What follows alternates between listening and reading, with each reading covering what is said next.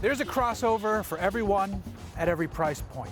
If we're talking upscale machines though, Mercedes-Benz has been playing in this space for decades. Its GLC is back for 2020 with some fresh and upgraded features across the board.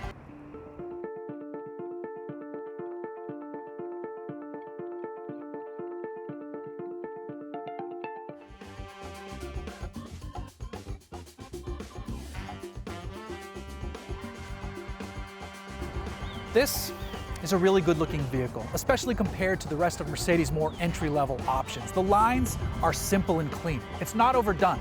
It's a modern take on traditional three-box styling, and the GLC 300 wears it pretty well. Step up to the AMG versions, and the visual appeal is enhanced even further by the added attractive toughness. Now, it doesn't sound very premium, but there's a 4-cylinder engine under the hood of the GLC 300. It's a 2-liter turbocharged unit making 255 horse and just north of 270 pound-feet of torque, and it's paired with a 9-speed automatic gearbox. That's a ton of gears, but that's the norm these days. Standard running gear on a GLC 300 is a rear-wheel drive setup, and then 4MATIC all-wheel drive is optional. For 2020, Mercedes went back to the drawing board a little bit with the GLC 300. Not completely, but in the parts where it matters most. The outside was given a slight reskin. Inside, they've really spruced up the cabin. I love the look, and it's a simple thing, but these 3 round aircon dials at the top look great. I think the tablet-like center stack at the top of the center column here is nicely done too. This softer, not shiny, but flat finished wood and the flat finished aluminum trim, it looks so much better than the piano black and the high gloss stuff we're used to seeing. The seats are comfortable. There's plenty of room in the back for someone my size. I'm 6'3", 210. Germans always like to build their cars for the larger gentlemen though. There's plenty of adjustment to the seat as well, so you'll find a way to get comfortable. I love the tactile sensation of actual switches, and these are very cool toggle switches. They look like knurled aluminum, but they're plastic, but they still look nice in this cabin. I assume as you spend more money in the Mercedes-Benz family, the material used to form those probably gets fancier. They do work fine here, and they don't feel too plasticky, which I guess is a good way to put it. Now, in terms of get up and go, that 4-cylinder has it. It's not going to blow your hair back, but there are 3 other versions of the GLC that might just do that. Of course, me being the type of person who likes power and going fast, I'd prefer the top spec SUV version of this, the GLC 63 AMG. There is one higher than that, but you have to get it in the coupe form, the 4-door coupe. I hate using the word coupe on something with 4 doors, but that's what everybody's saying these days. I'm gonna ignore that and call it the smushed crossover version. That version gets a GLC 63S, which gets even more power. The GLC 300 though is perfect for your daily driving commute.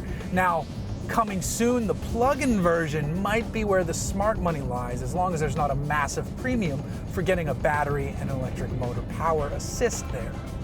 This one though, since it's just a small forced induction 4-cylinder engine, is rated to return 28 miles per gallon on the highway, and that's in the all-wheel drive version. The rear-wheel drive one will do 29 on the highway, so you don't get a big penalty hit for going all-wheel drive. And if you're getting a crossover, you might want all-wheel drive anyway. The chassis feels nice, which is what you want of a Mercedes. There's a substantial weight to it, but the steering in response isn't. It's really nicely tuned so that at slower speeds you have a much lighter steering ratio, and then as you ramp the speeds up, the steering gets a bit heavier. That's how you want something like this dialed in. You don't want to keep the steering speeds quick when you're on the highway, darting across the lanes. That's not a great idea. Now, the suspension feels a little bit more heavily damped than I'd like. I'd wish for a little bit more comfort over some of the bigger bumps that I've hit while out driving this thing. The gearbox at times when you're leaving the line can be a little bit jerkier than I expected. It's fine when you're underway, but I think some of that might be owed to the engine itself and a little bit of turbo lag that comes into play when you're coming from a stop. So you'll go, and then you'll feel it pick up, and then there's a shift, and then there's a shift. So that's a little bit of an area where you can tell that it's not a V6, which might have a little bit more power and torque to carry you through something like this, or a gearbox with fewer gears and wider gear ratios to hold them a bit longer. Now you can put this into one of a few different driving modes to get those gear ratios to hold longer. There's comfort, then below that there's an eco, above that there's a sport plus, and then an individual mode, which lets you fine-tune it a bit further. It even lets you adjust the stability control, which seems ridiculous on a GLC 300, maybe not as ridiculous on a GLC 63 AMG. All told, it's a really nice, well-built offering in this segment. And there are some great competitors too. The Acura Rdx is one of my personal favorites. I stand by my notion that Acura makes some of the best seats and has for decades. They're so comfortable and so supportive.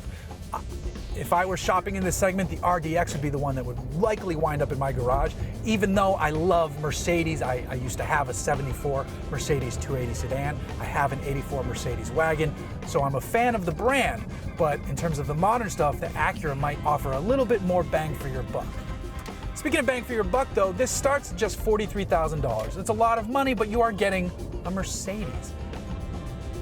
The screen is clear and easy to read. It responds really nicely to touch, and it's laid out smartly for when you want to select different menu items. Just slide over to get to the top level menu items. Then when you're in a separate menu item, you can slide left and right in there for other options. So the GLC 300 starts at around $43,000, but you can spend money very quickly. And $40,000 is nothing to snortle at, but you can get over $70,000 when you're at the top of the range. Somewhere in the middle is probably the right way to live, and that's why the GLC 43 exists.